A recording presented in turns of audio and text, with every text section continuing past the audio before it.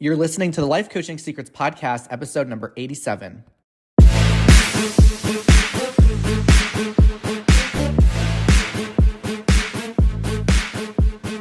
Did you know that life coaches are needed now more than ever? I'm Frank Macri, founder of Thriving Coach Academy. I've trained over 1,000 coaches and helped them launch their own successful coaching businesses.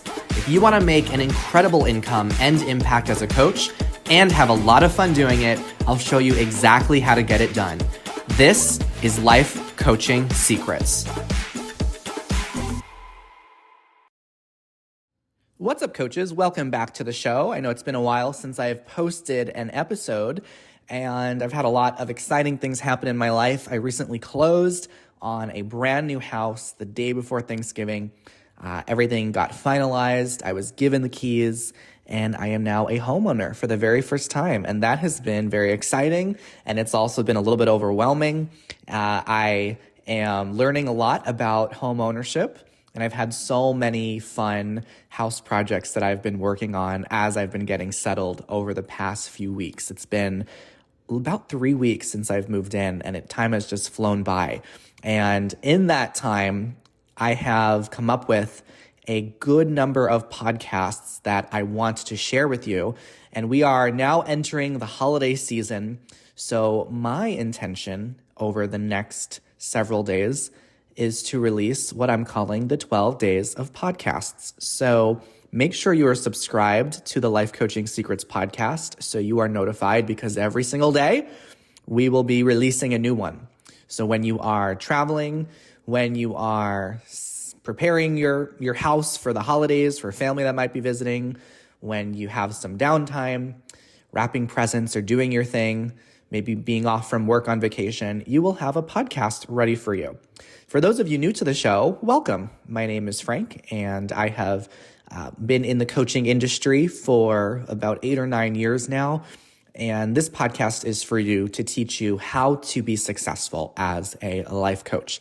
So in this episode, I want to talk about how to live intentionally and why this is important, how to make sure that you are living intentionally and your clients are also living their lives intentionally. Because a lot of people will seek out life coaches and hire them because they want to show up with more intentionality in some part of their life. Living intentionally is about being clear about the life that you want to live, being clear about what you want to create, what you want to experience in your lifetime. There are many people who are living life on autopilot or on default, where they are doing what they think they're supposed to be doing, and they are not really considering what else is possible. And I believe that there comes a point in our lives where we are given a wake-up call. And if you're listening to this episode, then you've probably had at least one wake-up call in your life. And there's a lot that we can learn from these wake-up calls in our life. So when I was a teenager, I was living my life very much by default. I wasn't really thinking about my future or the purpose I wanted to express in my life. I was just going through the motions. And then one day I started to have some health difficulties, and my parents couldn't figure out what was going on. So we sought out a doctor. They did some blood work and found out that I had an overactive thyroid. All of my thyroid levels were just through the roof. So this was very confusing. It was scary. It was overwhelming. And it created a lot of fear for me and for my family. So this began a period of time where I would be visiting doctors, all these different doctors' offices, getting all these different labs done, and also beginning various medications that I took to hopefully stabilize my thyroid levels. And the thyroid controls so much of your body. So I was worried about how this might impact my future. And I did have concerns that I wouldn't be able to live a normal, healthy, long life. So in this period of time when I went through getting my thyroid healed, it was about 2 years. And in that time of lots of anxiety, I realized that I began to live more deliberately. I began to look at my entire life differently. And I started to question, what is the life I want to live? How do I want to show up in my life? How do I want to live my life so that way, when my life does come to an end, I could feel peace. I could feel proud. I could feel accomplished and satisfied with my life. And this all happened when I was quite young. I was about 16 or so years old. And I am grateful for going through that experience with my thyroid because it's what created a turning point in my life and allowed me to consider my relationships and my careers and all the experiences in my life with a higher level of awareness. A lot of people have told me that they've been impressed at what I've been able to accomplish and do in my life, given my age. And I really appreciate hearing that. And I think it's a result of just choosing to live intentionally and living deliberately and not letting life just slip by, wishing or hoping that I could have done something and leaving my life with regrets. So the reason why I'm talking about this right now is I was on Instagram this morning. Usually I'll check my phone in the morning, and I heard about an acquaintance of mine that I met years ago. And this is someone who was in their early or mid-30s, and he passed away from stage 4 colon cancer. And he was going through a battle with cancer for several years. And it seemed like things were getting better, and unfortunately things took a turn for the worse. And I felt my stomach drop when I saw this online. And it was so heartbreaking to see that someone that I knew, someone around my age, someone who many would consider to be fairly young, had passed away from cancer. And it even made me think, wow, okay, what do I need to do in my life to make sure that I am living on purpose, that I am showing up intentionally, that I'm not letting a moment slip by and sinking into regret. And this is something I've talked about in episodes before, the importance of really deciding the life that you want to live and making sure that you are making decisions and taking actions that are allowing you to fulfill that and create that. Life is so precious, and I think sometimes we don't realize that and remember it until something tragic happens and we lose a loved one or something devastating happens in our life. And I want to make this episode as a wake up for many of you, whether you're a coach or whether you're working with clients, because it's one of the most important things you can ask yourself is, what do you most want? This is one of my favorite coaching questions. What do you really want?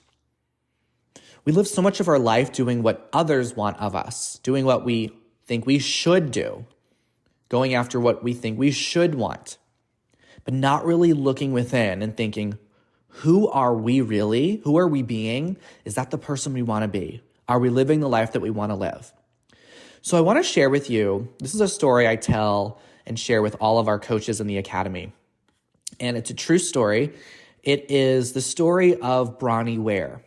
Now, Bronnie Ware was a palliative care nurse, and she spent many, many years in her career sitting beside people as they were going through their last moments of life. And she would have conversations working with and caring for these patients. And she would talk with them.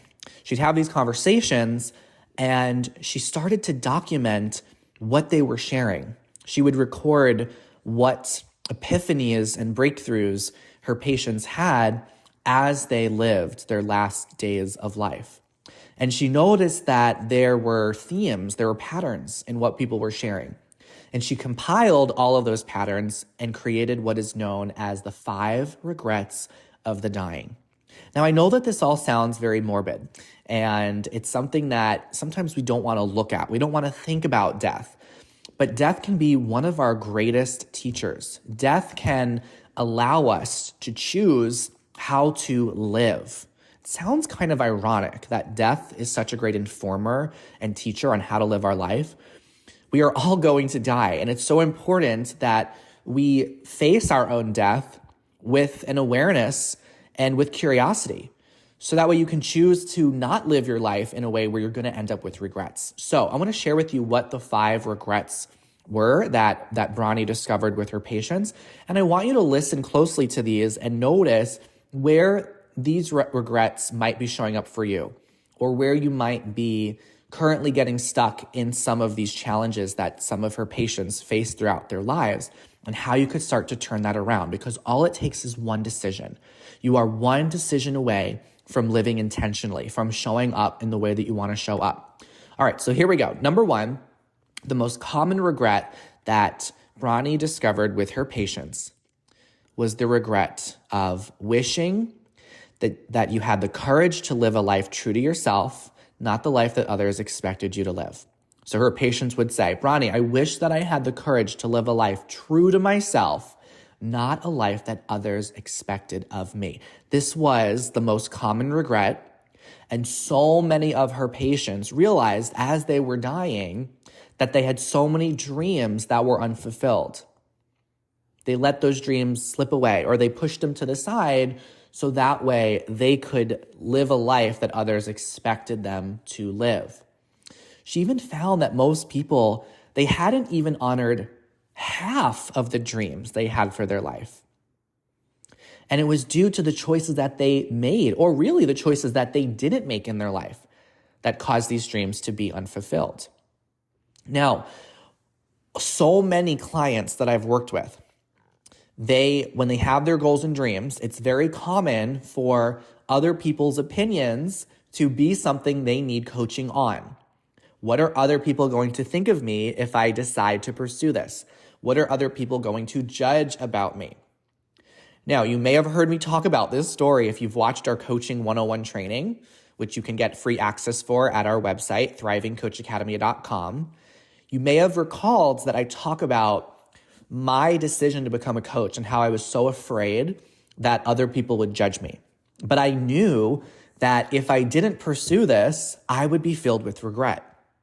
I knew that this was a calling. And a lot of people I've spoken to and our team has spoken to, when students enroll in the academy, they often say that coaching, this is what feels to be their calling in life. And they don't want any more of their life to slip away, feeling like they're not honoring their calling, even if other people aren't on board with that calling yet. You are the only one who needs to be on board with your dreams. You don't need everyone else's permission and approval. You just need your permission and your approval. So when I was looking to become a coach, I was afraid that people would judge me. So I questioned if I should stay under the radar and maybe not start my own business, just take the quote safe route and through life, working for a company. And of course, when I examined that further, I realized that it's definitely not more safe and secure to work for another company. It's way more secure to be your own boss and have complete power over what you earn. But what I was worried mostly about was other people's judgments. And then one day I had an epiphany, and it was the epiphany that really changed everything for me.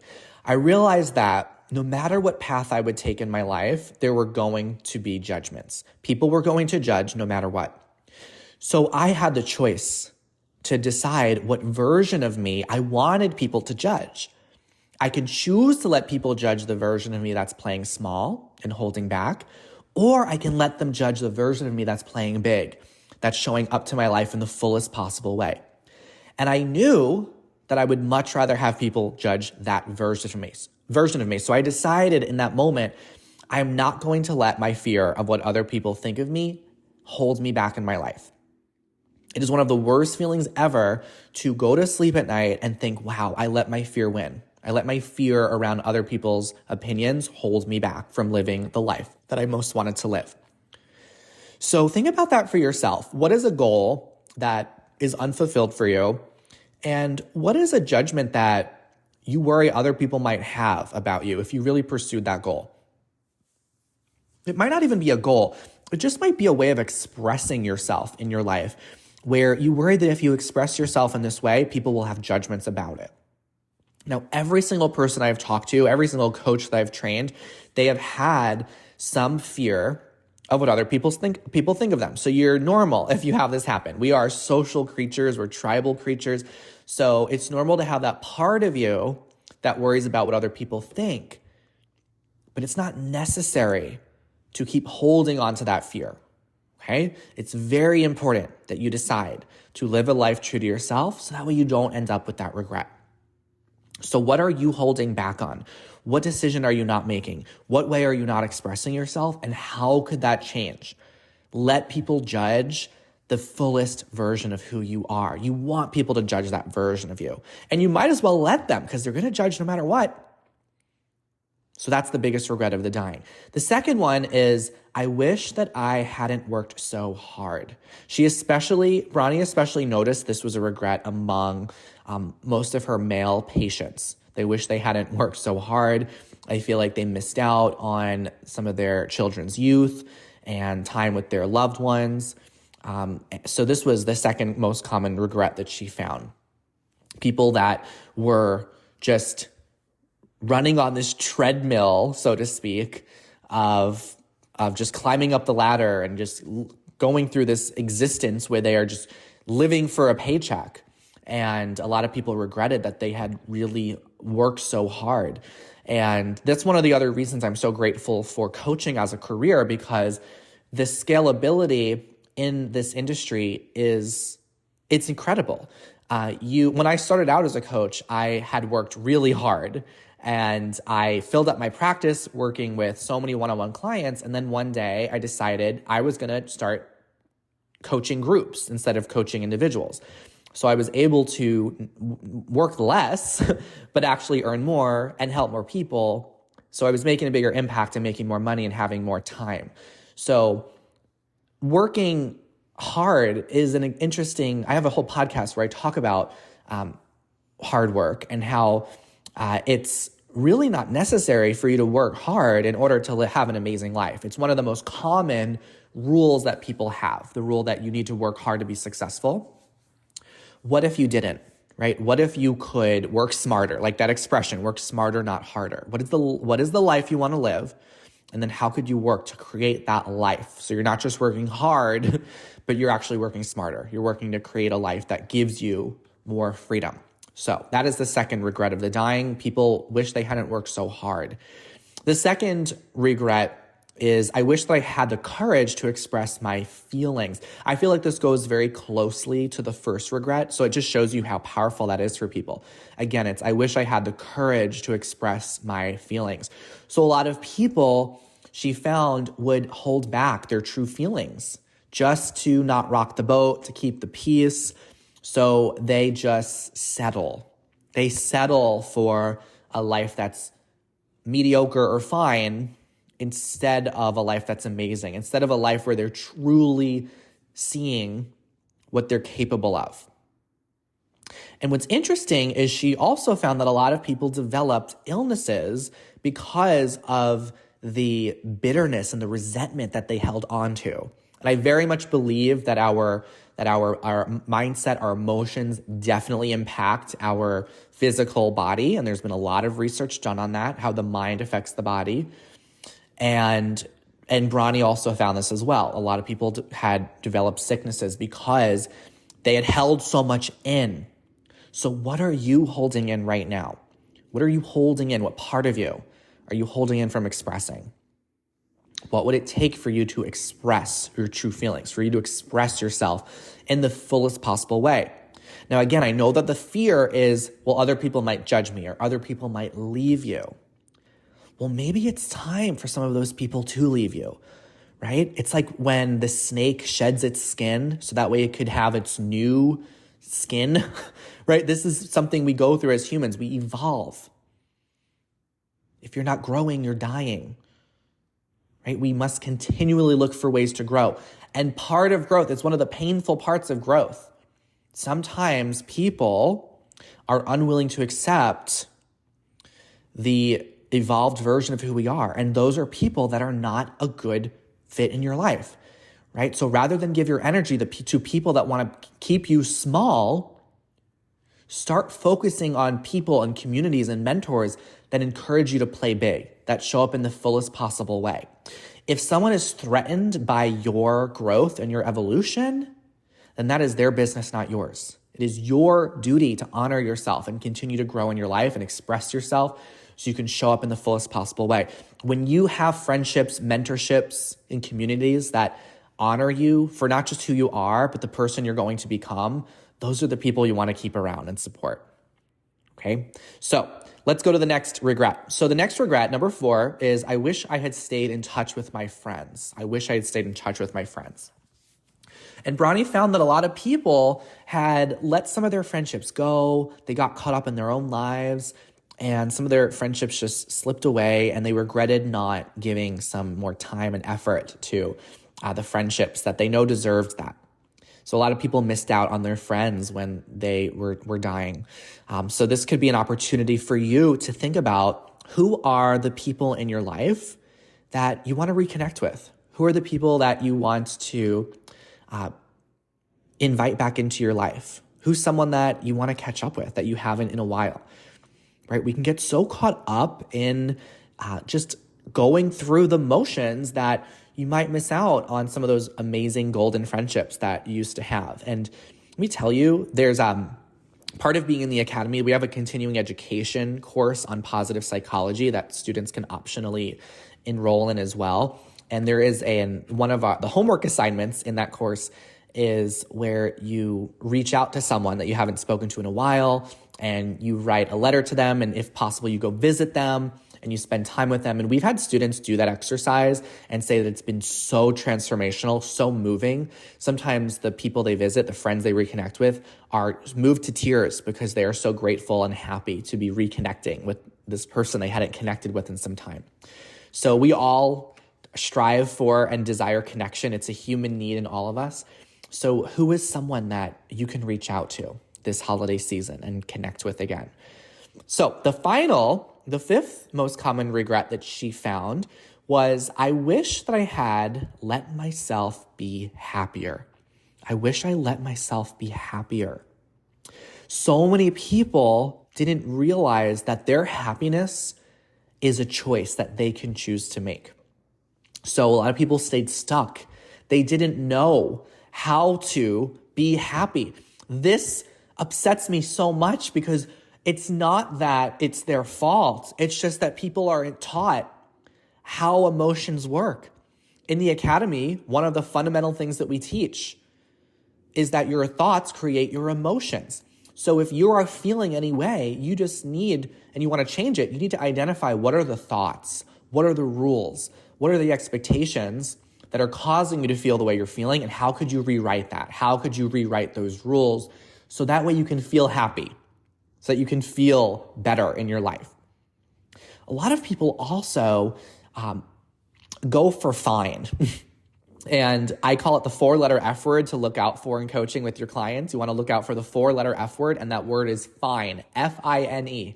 When you ask someone how they're doing in their life and they say, oh, I'm fine, things are fine, work's fine, kids are fine, spouse is fine, everything's just fine. When someone says fine, you know that they're not really happy, right? Things are just okay, or they're tolerating what they're going through. One of the fundamental beliefs I have is that life is not for tolerating.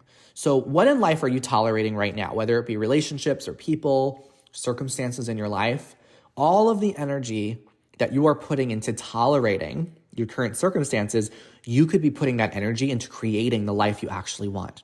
So all the energy put into tolerating is energy that can be put into creating the magnificent, the wonderful, the amazing, the fantastic.